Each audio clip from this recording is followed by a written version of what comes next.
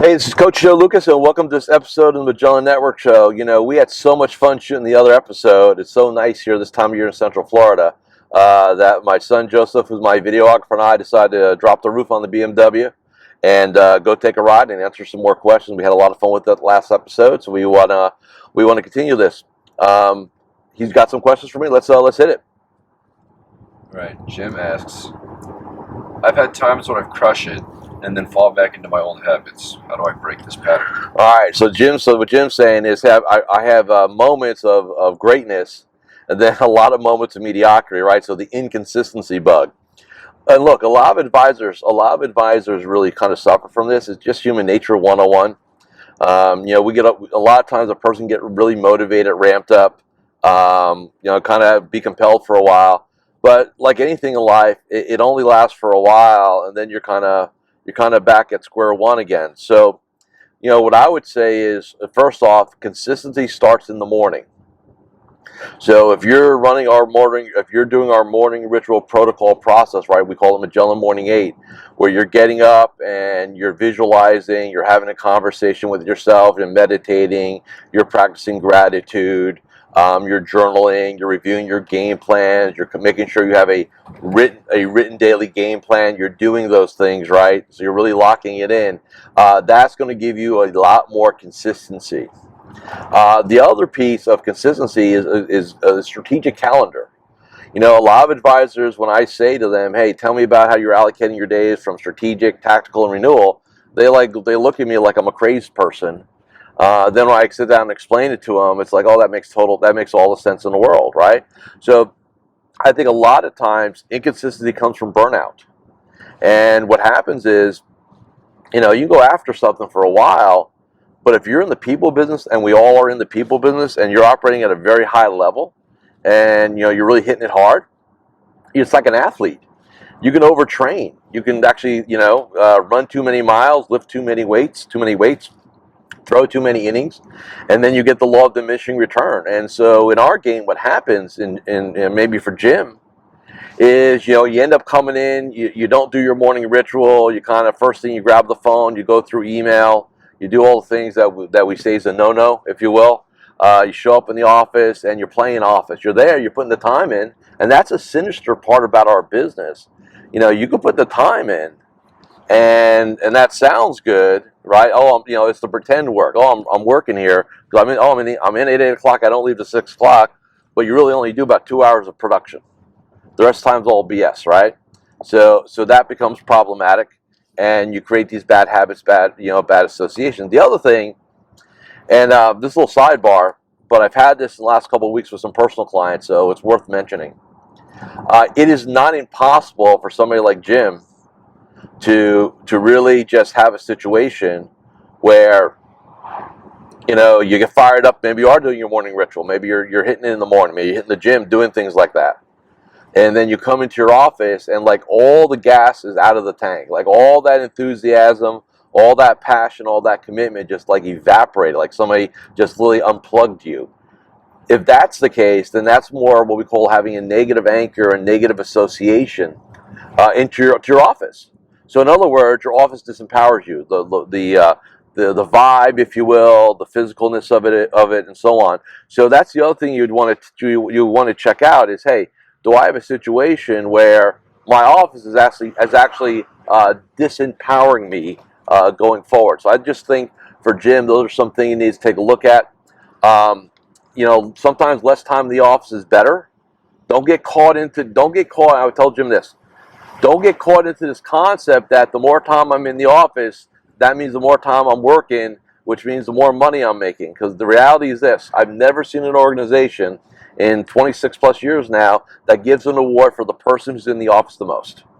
It's a fallacy, right? It doesn't exist. So let's make sure we handle that going forward. And I hope, Jim, that gives you some thoughts. All right, hit me with another one, brother. What else we got? Mike is asking, I have not updated my website in a few years. Do I need to spend the time and money on this? So here's a good, you know, I really almost want to rip Mike a new one, but I won't do that. So I'll be nice. So Mike's asking, hey, I haven't updated my website in a couple years. So as soon as somebody says a couple years, that's a problem, right? And then do I need to do it? So So the answer is yes and yes for the following reasons. Number one, websites are now first impression. I want you to think, and I don't care, if you are 100% referral based, if you're 100% COI based, it doesn't matter. It doesn't matter. Here's what happens: if a client of yours gives your name out to somebody, what's their first stop? Google, Bing, Yahoo, whatever, right? And they're going to search your name. They're going to put your name and probably financial advisor and probably your city. They're going to do those three things. And what's going to show up is your website and your LinkedIn profile. Two things. First page search, 99% of the time. If your website looks like it's from 1990 or now we can say 2000, it's non-dynamic, there's no media, there's no pictures, no videos, no graphics, then we're in a situation where the first impression is a poor impression. It doesn't look like you're up with the times, you're innovating, you're present, right? So what I tell my clients now is your website your website is more important than your physical office when it comes to impressing people. Because if they don't like the website, they're never going to see the office. They're not going to reach out and do that. So I mean, I think that's just incredibly important to go do those things. So by all means, and look, I just had a couple clients do rebrands, and between websites and branding, we're talking $20,000-$30,000. I'm not saying that's going to be your game, but don't skimp on the website. Make it as dynamic as possible. That's what I would tell him. Next question. Edward asks, what is the best way to stay relevant and continue to be successful given robo-advisors, regulations, etc.? What's her name? Edward. So Edward wants to know about being relevant with all this technology and stuff. So I think what he's trying to say is, how do I make sure I don't become obsolete with all this technology? So let's have a conversation about robotics, right? A couple of years ago, there was a very interesting article in Fortune magazine, and you probably go find it. It talked about the future of robotics or something like that, and it had to do with the medical industry, about how robotic surgery was going to revolutionize surgery, and all this technology was coming into the medical world, to where they call it now med tech for short. But here's what the article said, which I thought was very interesting. So technology exists today to do surgeries and to fly airplanes.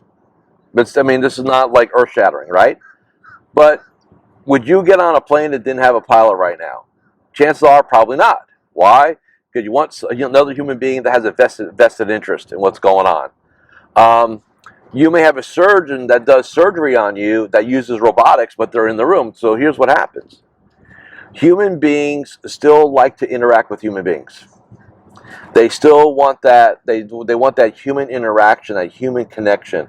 That's in our genetics. That's in our DNA. That will take thousands of years for it to morph, change, just from an evolutionary standpoint. So my advice is, in our game, I wouldn't worry about that.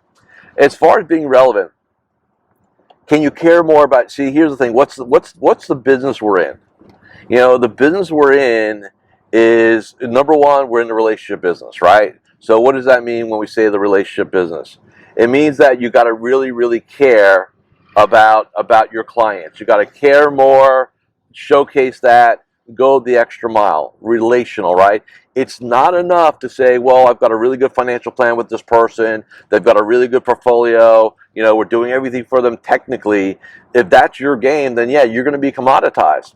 So it really is about showing the love, so to speak, doing the things like the touch base calls, having the events, taking people out for birthdays and anniversaries, just caring about them as people, right?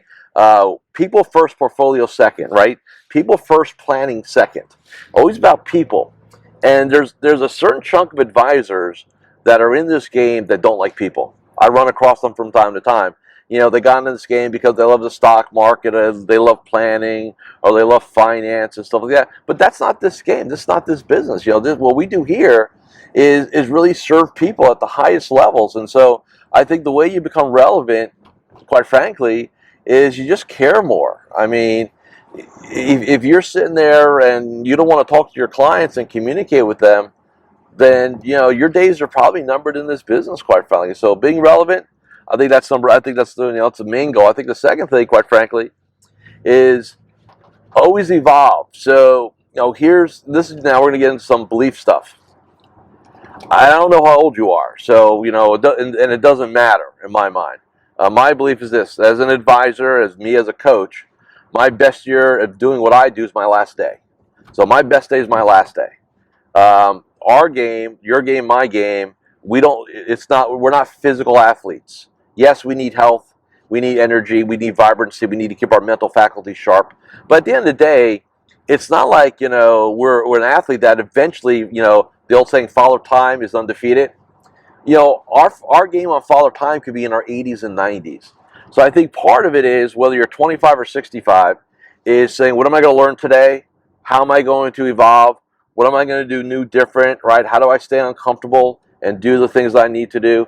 That's how you stay relevant. You commit to just being 100%, future focused and not living in the past. Forget the good old days. Forget all that garbage. You got 100% of your career left.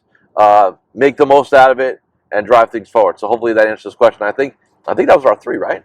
Okay, so hey, I want to thank everybody for sharing the drive with me today.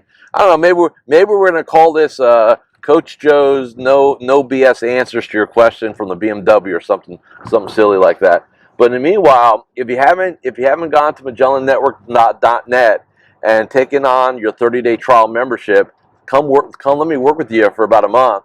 Hey, I may be able to serve you well. I may not be able to serve you well. We don't know, right? But you know what? It's not going to cost you anything to find out. So go take a look at that website.